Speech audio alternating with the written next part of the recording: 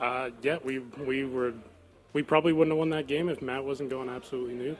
Everybody contributes, but he was, I think everybody on our team can go absolutely crazy any day of the week.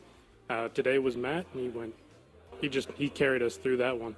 He was going absolutely crazy. Yeah, Poj, I wanted to pick your brain a little bit because this game started off not amazing, right? 4 rounds down in the first 4, and I want to talk to you a little bit with that. What was it like trying to play against guys like Razor on the roam that were really kind of running all over you? You couldn't find a way to pin them down. What did you guys need to do to turn some of those rounds into your favor and get that regulation time win rather than what you got? Our main problem wasn't really the roamers per se. Okay. It was kind of just when we got into it, there was just a guy holding an angle on every spot, and we might not have droned that far, and like we would get to that window and we get picked off, and then that's how they would get a lot of their early picks. So we'd lose 2 people. You have a 3v4, 3v5 at that point. It's really tough to bring it back.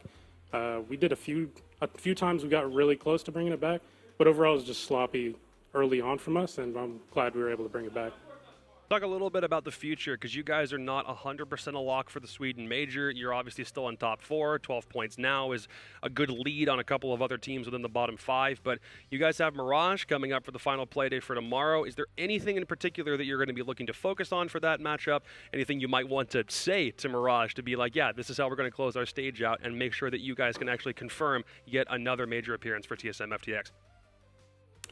We're just mainly going to focus on ourselves. I think that's the only thing that held us back on that game. Like, we had like a 5v2, 4v2 on a basement wine, and like we should have just easily won that, and we kind of just gave them the opportunity. So we'll just focus on tightening that up, and I think we'll just do just fine. And to Mirage, I think they're a great team, but I think we'll probably come out on top. Now, Pojo, you've been in the scene for a very long time, so I'm going to leave the floor to you to share any memories of kicks that you might have, and also to say thank you to the fans out there that continuously support TSM FTX. Kicks' passing is really hard for me. I've known him for like 6 years. I don't even know what to say. I remember the biggest thing that always pops up to me is holding his hair back in Poland when the first time he was probably drinking. He was having a good time. So I never thought I'd have to do that, and I had to hold his hair back, and yeah. And then I think Vets to Vets carried him home that night. So that was a good time.